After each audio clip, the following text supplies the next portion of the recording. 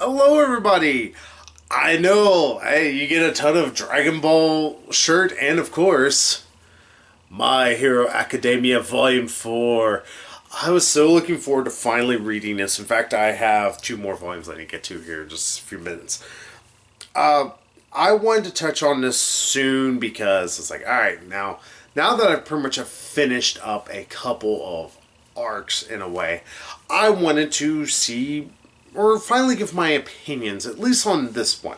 Because I think this is probably the first My Hero Academia volume that I was not entirely in love with. I will be honest with you.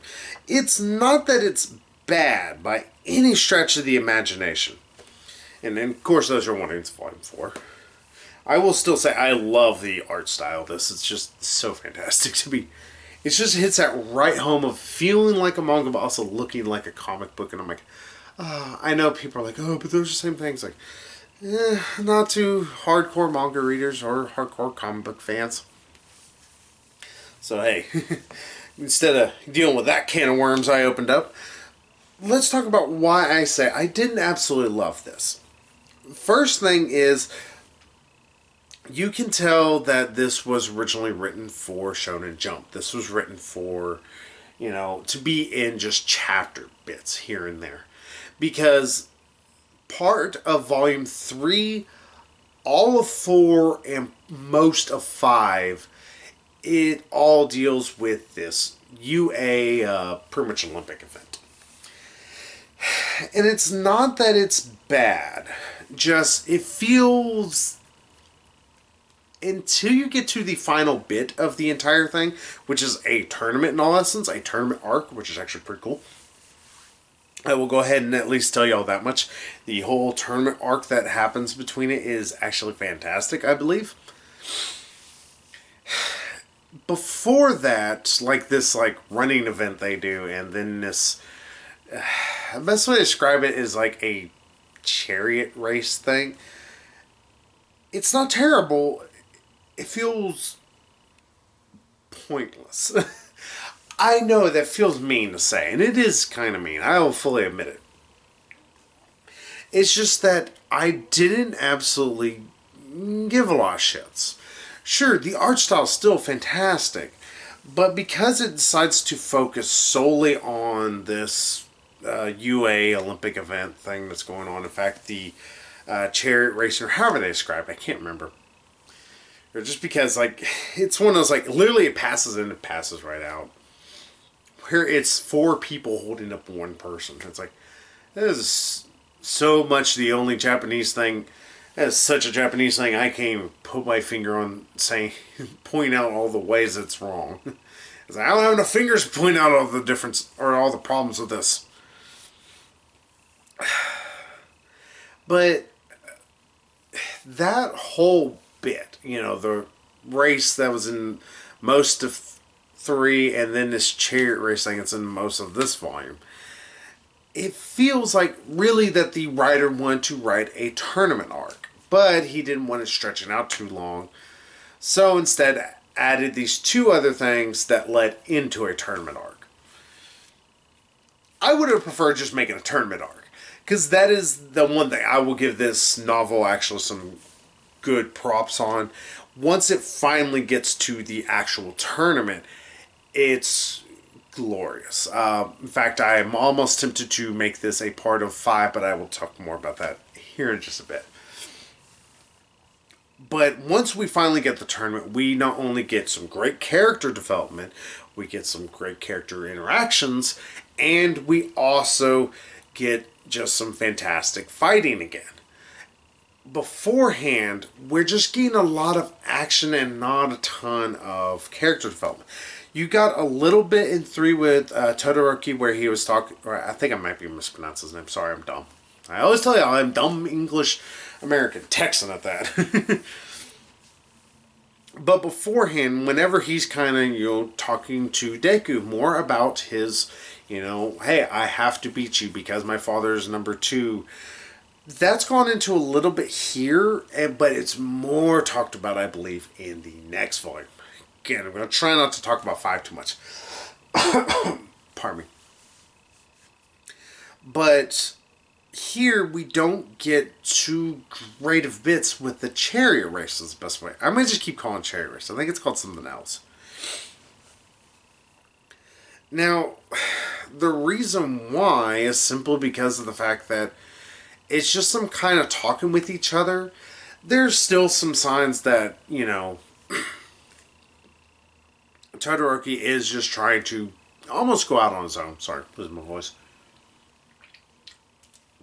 And he is, trying to, beat Deku for the reasons he wants to be the number one superhero, blah, blah, blah.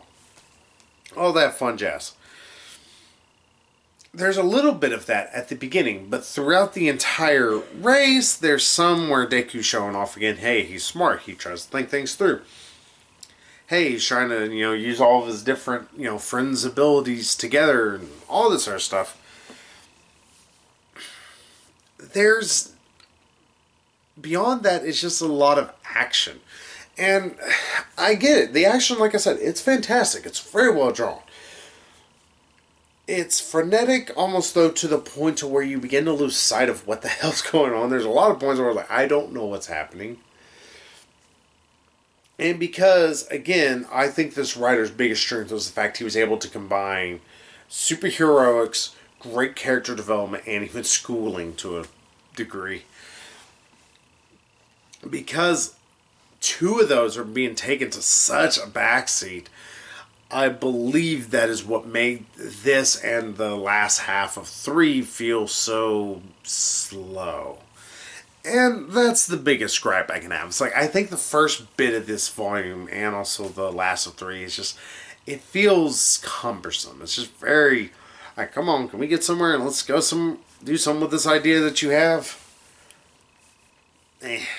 It's not the worst thing ever. That is the one thing I will say and give it saving graces. It's still got, like I said, it's fantastic action. You're not going to be mad at the action. Now, to talk about the beginning of the tournament arc that finally happens, I'm like, oh my god, finally there's a tournament. And even though I will say it feels a little almost premature, technically in this, it's only volume 4.